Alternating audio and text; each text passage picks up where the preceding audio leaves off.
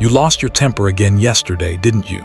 Maybe it was at work. Your boss criticized your project in front of the team, or a coworker took credit for your idea. Maybe it was in traffic. Some idiot cut you off and you spent the next 10 minutes fuming, heart racing, jaw clenched. Maybe it was at home.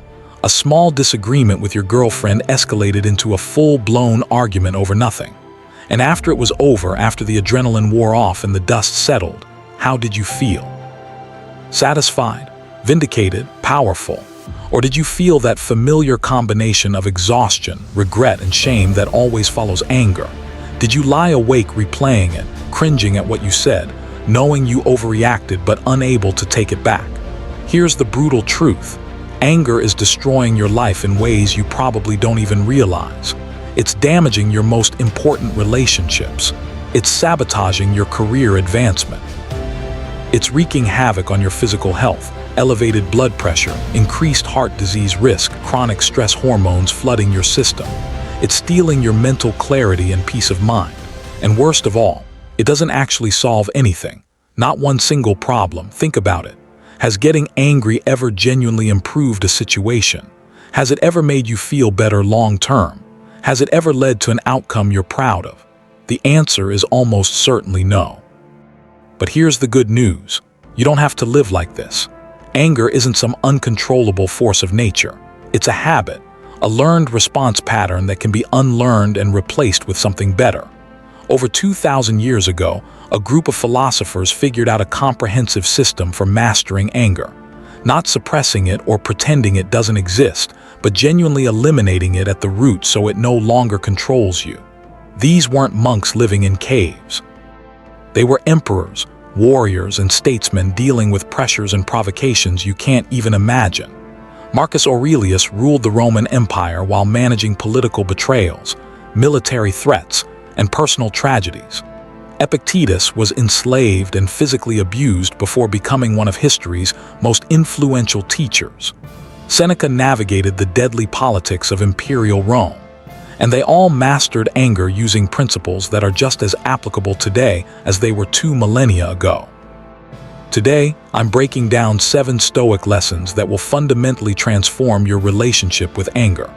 Not theory, practical strategies you can implement immediately to stop anger from controlling your life.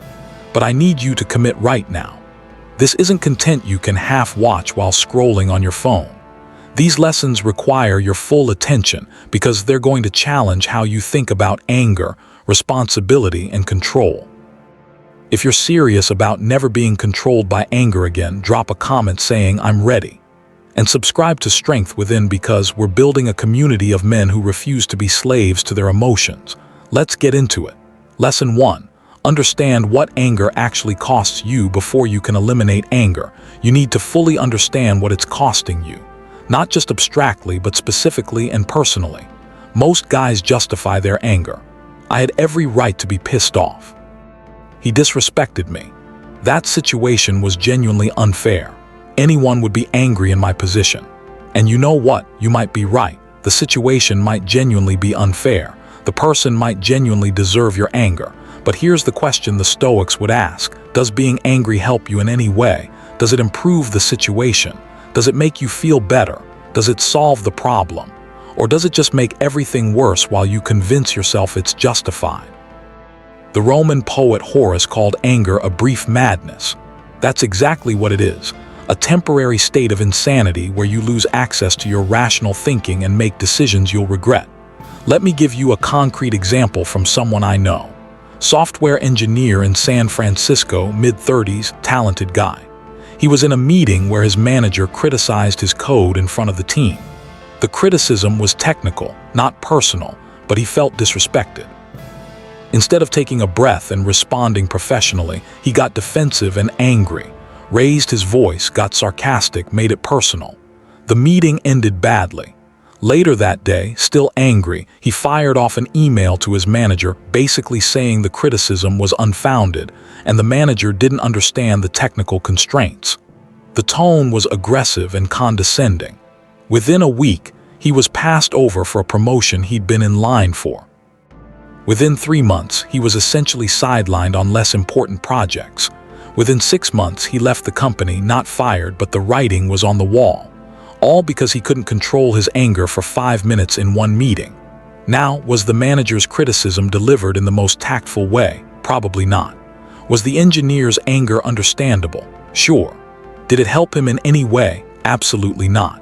It torpedoed months of good work and damaged his reputation. Here's what anger actually costs. Your relationships. Think about the last argument with your girlfriend, wife, or someone you care about. In the heat of the moment, you said things you didn't mean. Maybe you attacked her character instead of addressing the actual issue. Maybe you brought up past grievances that had nothing to do with the current situation. Those words caused damage. Even if you apologized later, the damage was done. Do that enough times, and you destroy relationships with people who actually matter to you. Your career employers promote people they trust to stay calm under pressure. They don't promote people who lose their temper, send angry emails, or can't handle criticism professionally.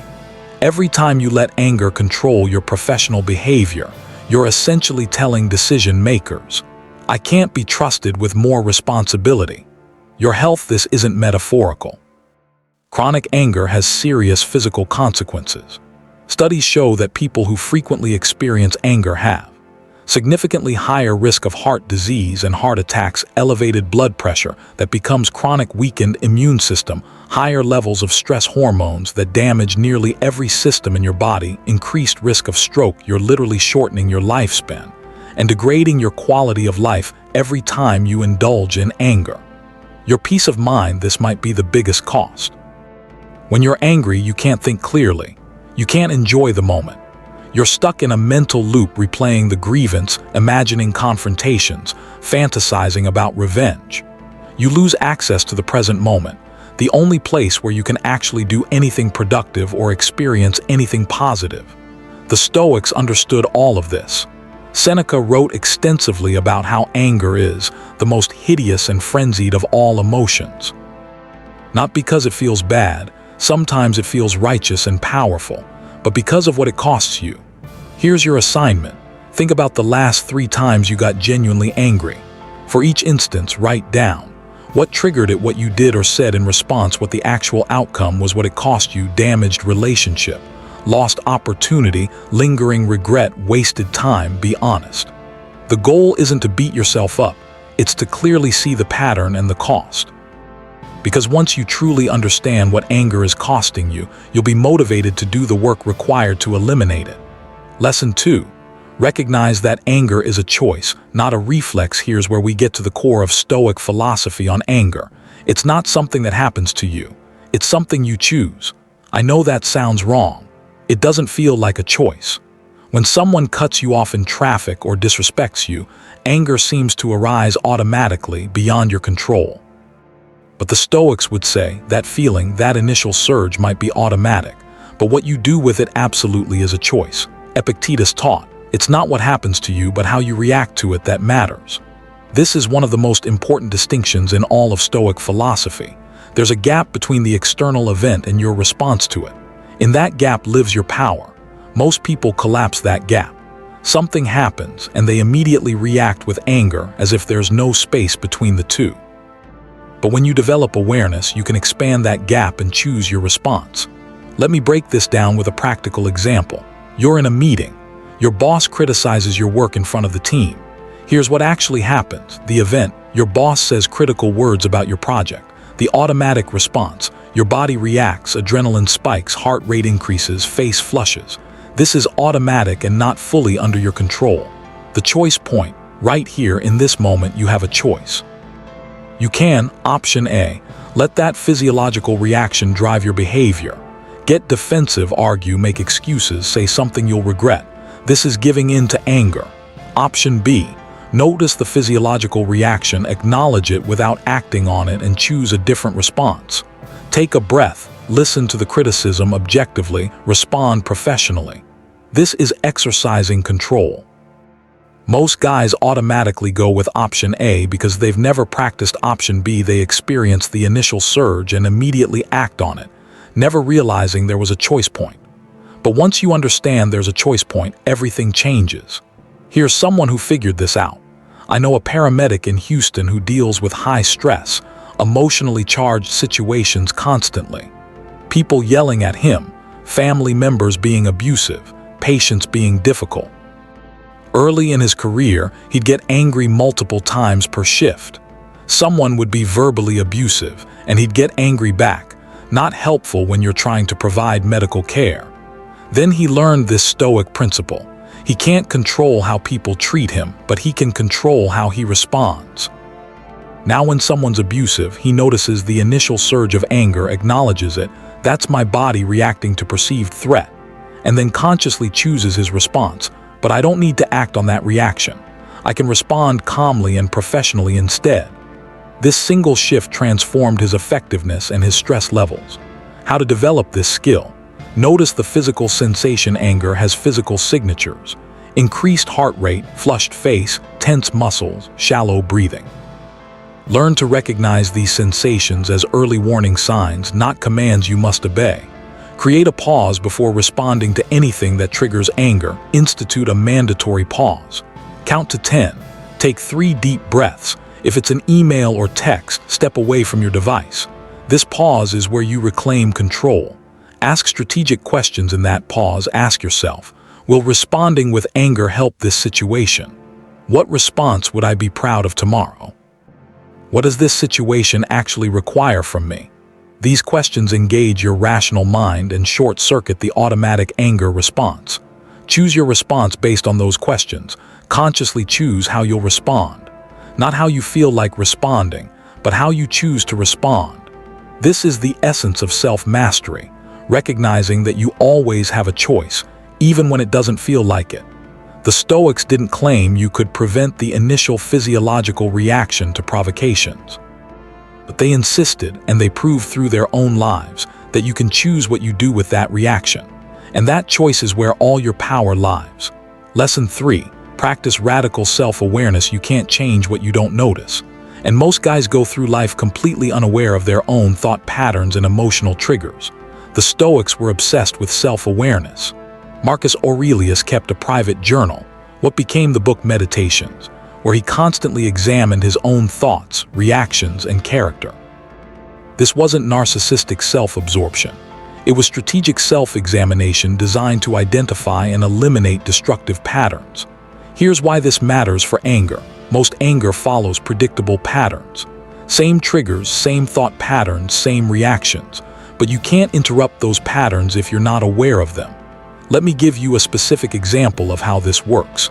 A guy I know, account manager in Chicago, had a pattern he wasn't aware of. Whenever he felt like someone was questioning his competence, he'd get immediately defensive and angry. A client would ask for clarification on something, and he'd interpret it as them doubting his ability.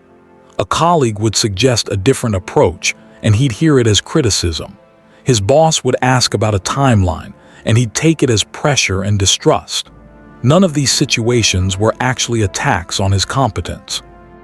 But his mind automatically interpreted them that way, which triggered anger, which led to defensive responses that actually did damage his professional relationships.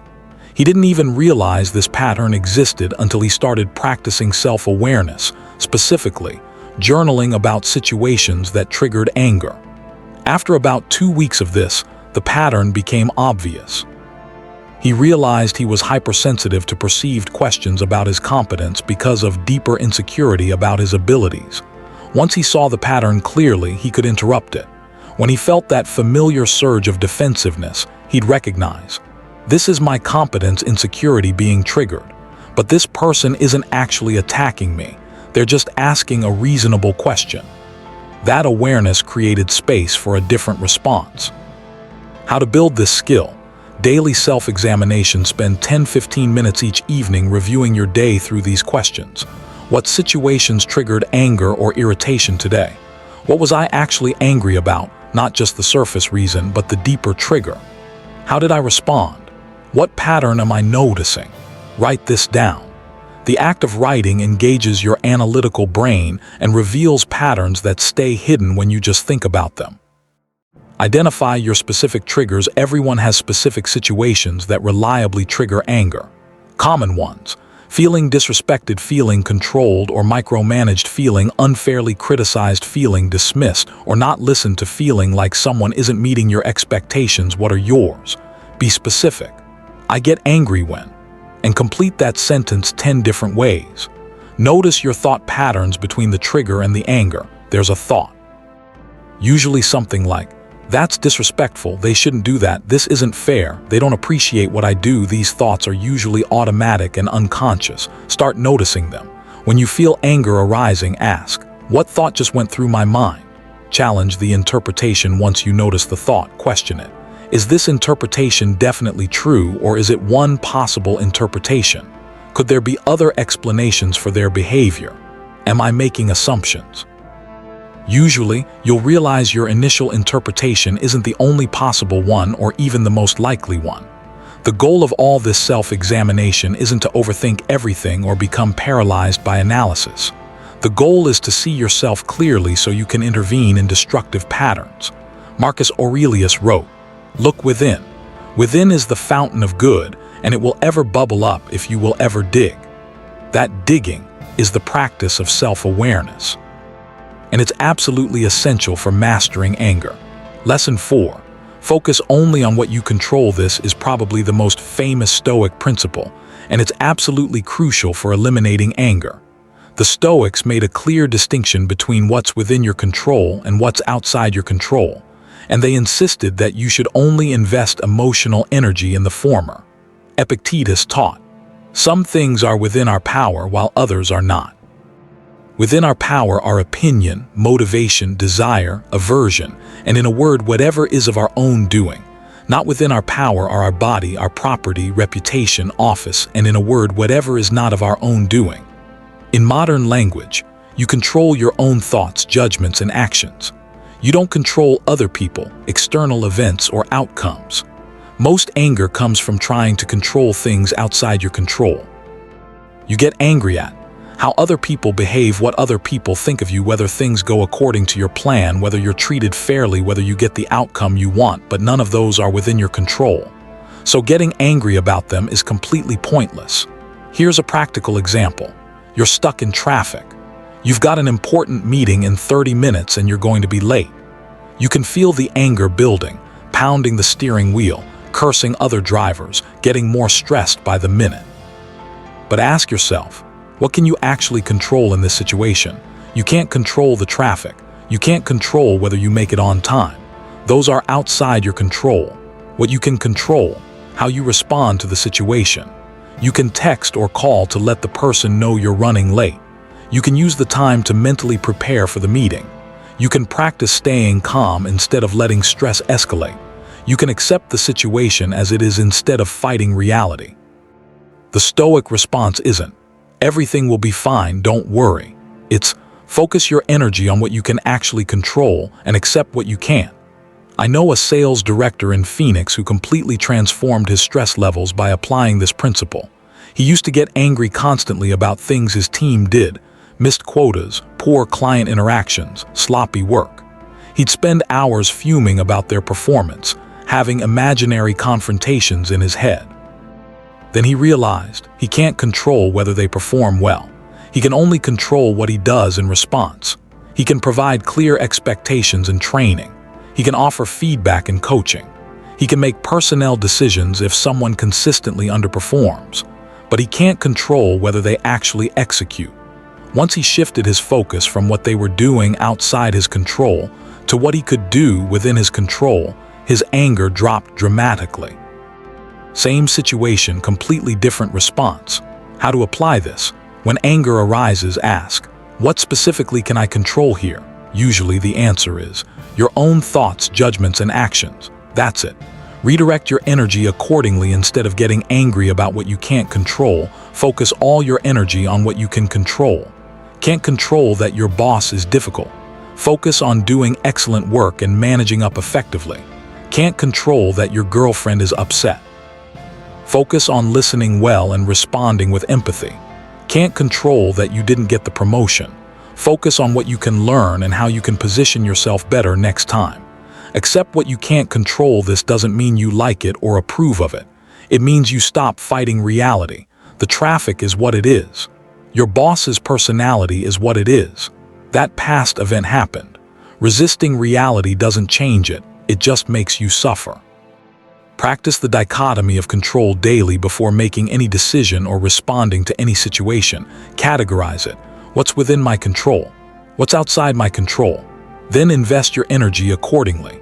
This single principle, if you actually live by it, will eliminate probably 80% of your anger, because most anger comes from trying to control the uncontrollable. Lesson 5. Develop present moment awareness. Most anger isn't actually about what's happening right now. It's about ruminating on the past or catastrophizing about the future. You're angry about what someone did yesterday, last week, last year. Or you're angry about what might happen tomorrow, next week, next month. But when you're actually present in this moment, right now, you're usually fine. There's usually no immediate crisis requiring an anger response. The Stoics emphasized living in the present moment, not as some mystical spiritual practice, but as a practical strategy for maintaining peace and effectiveness. Marcus Aurelius wrote, "Confine yourself to the present." Why? Because the present moment is the only place where you have any power. You can't change the past. You can't control the future. You can only act now. And in the actual present moment, anger usually makes no sense. Here's a concrete example. You're lying in bed at night and you start replaying an argument from earlier that day. Your mind is going through all the things you should have said, all the ways the other person was wrong, all the reasons you're justified in being angry. Your body is responding as if the argument is happening right now. Elevated heart rate, muscle tension, stress hormones flooding your system. But look around. What's actually happening right now? You're lying in a comfortable bed. You're safe. There's no immediate threat. The argument is over. It's in the past. The anger you're experiencing isn't about what's happening now. It's about a mental replay of something that already happened and can't be changed. Same thing happens with future-focused anger. You're angry about a meeting next week where you expect conflict, or about a project deadline you're worried about missing, or about a possibility that hasn't happened and might never happen. Neither past nor future anger serves any purpose. They just steal your peace and cloud your thinking. How to develop present moment awareness. Notice when your mind is elsewhere throughout the day. Periodically ask yourself, where is my mind right now? Am I present in this moment, or am I mentally replaying the past or rehearsing the future? This simple question brings you back to the present. Focus on physical sensations. One of the fastest ways to return to the present moment is to focus on immediate physical sensations. Feel your feet on the ground. Notice your breathing. Pay attention to what you can see, hear, and feel right now. This grounds you in reality instead of mental loops. Practice the right now question when you notice anger arising. Ask, what's actually happening right now in this exact moment? Usually, right now, you're fine. The anger is about a mental story, not about present reality. Distinguish between productive and unproductive thinking. Productive.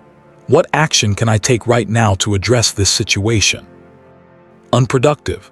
Why did this happen? This shouldn't have happened. How could they do this? Productive thinking focuses on what you can do now. Unproductive thinking rehashes what already happened. I know a project manager in Seattle who used to spend hours ruminating about problems at work. A project would have a setback, and he'd spend the entire evening mentally replaying it, getting increasingly angry about what went wrong and whose fault it was. This accomplished nothing. The rumination didn't solve the problem or change what happened. It just ruined his evening and kept him up at night. Now when he notices himself starting to ruminate, he asks, can I do anything productive about this right now? If yes, he does it. If no, he consciously lets it go and focuses on what's actually happening in the present moment. The practice of staying present doesn't mean you never plan for the future or learn from the past. It means you don't waste energy on unproductive rumination and catastrophizing. The present moment is the only time you can actually think clearly, make good decisions, and take effective action. Anger keeps you trapped in the past or future, both places where you have no power. Lesson 6. Practice gratitude as an antidote. This might sound soft or unrelated to anger, but it's actually one of the most powerful tools for eliminating it. Here's why. Anger and gratitude cannot coexist. They're incompatible mental states. When you're genuinely experiencing gratitude, You can't simultaneously experience anger. And when you build a consistent practice of gratitude, you crowd out the space where anger lives. The Stoics practiced gratitude not as a feel-good exercise, but as a strategic mental discipline. Marcus Aurelius would remind himself each morning to be grateful for being alive, for having the capacity to reason, for having relationships with people he cared about. This wasn't naive optimism. This was deliberately cultivating a perspective that prevented negative emotions from taking root. Here's the thing most guys miss about gratitude. It's not about pretending everything is perfect or ignoring real problems. It's about acknowledging what you have instead of only focusing on what you lack or what's going wrong. Most anger comes from a sense of deprivation or injustice. I deserve better treatment than this. I should have gotten that promotion. This situation shouldn't be this difficult. They shouldn't have done that. All of these thoughts are focused on what's missing or wrong. They create a mindset of scarcity and grievance. Gratitude shifts the focus to what you actually have. I have my health. I have people who care about me. I have opportunities to grow. I have the capacity to handle this challenge. This isn't about denying problems. It's about maintaining perspective so problems don't overwhelm you and trigger anger. Here's a real example. I know someone who got passed over for a promotion he'd been working toward for 2 years. The promotion went to someone with less experience who happened to be better connected with senior leadership. His initial response was rage. The situation was genuinely unfair. He had every right to be angry. He could have stayed in that anger, complained to colleagues, held a grudge against the person who got the promotion, became bitter and resentful. Instead, he practiced gratitude as a deliberate strategy. He acknowledged, "I'm disappointed and frustrated. That's valid. But what am I grateful for in this situation? I still have a job I'm good at. I learned a lot working toward this promotion.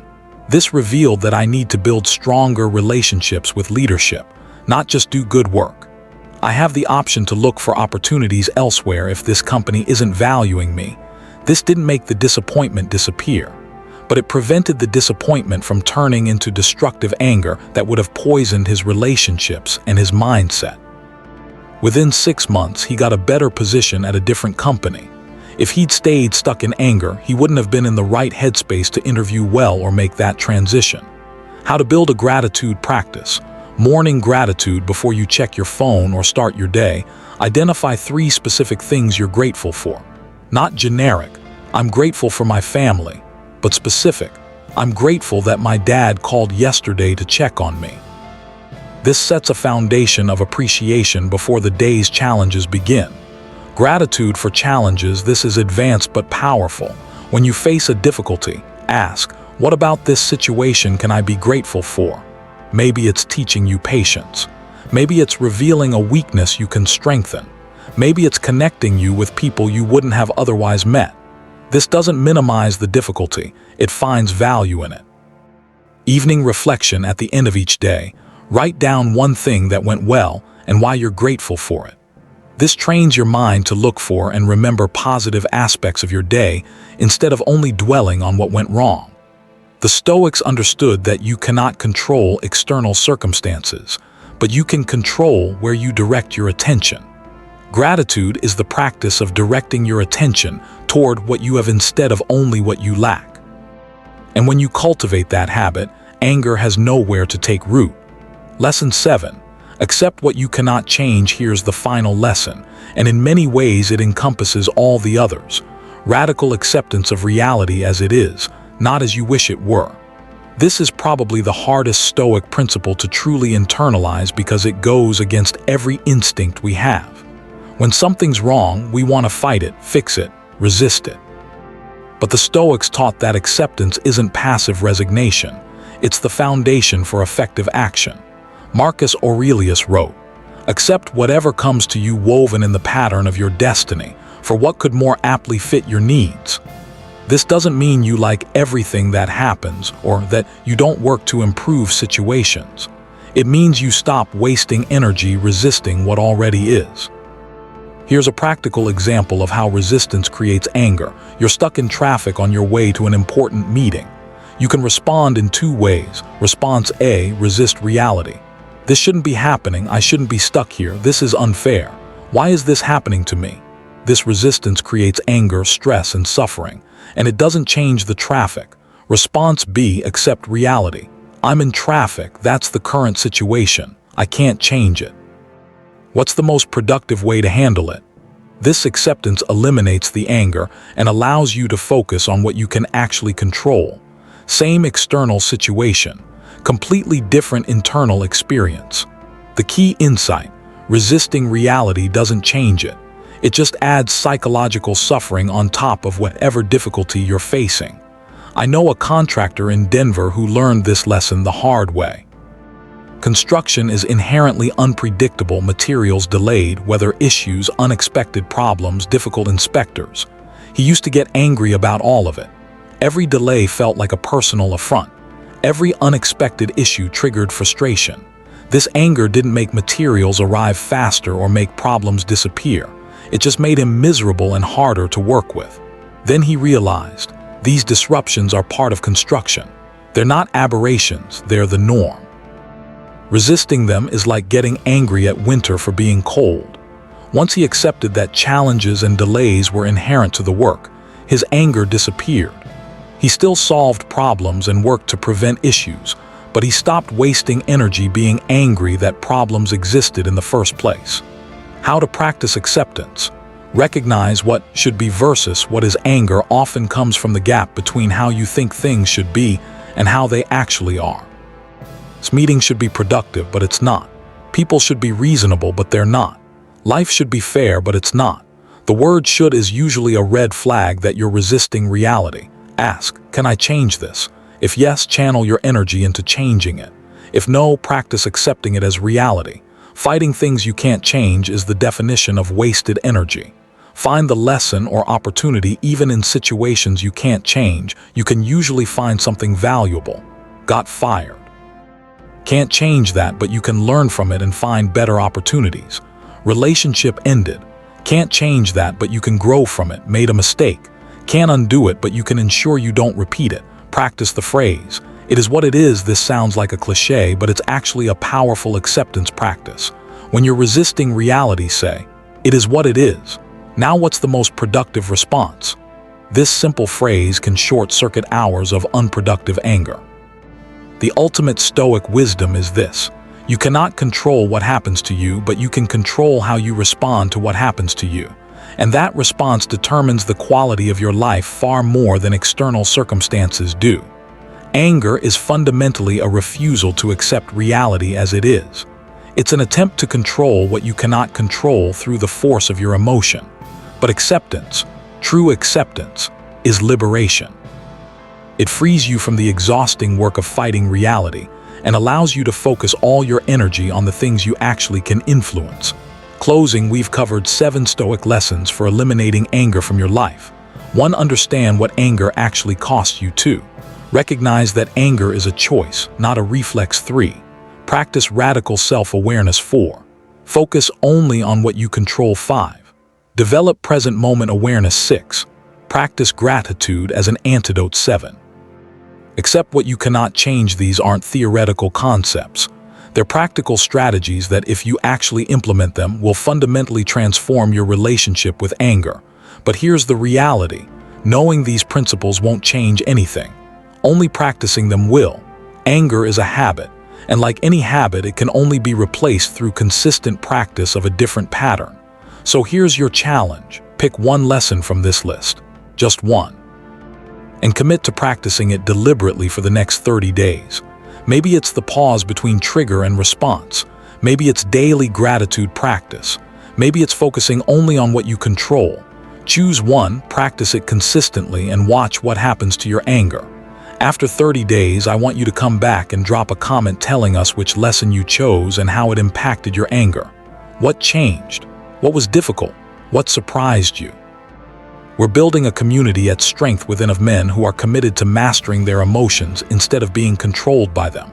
So engage, share your experience, support each other. If this video provided value, hit the like button and subscribe to the channel. We're creating content that helps you build the internal strength and emotional mastery that separate men who thrive from men who just survive. The Stoics proved over 2,000 years ago that anger can be eliminated, not just managed. They didn't suppress it or pretend it didn't exist.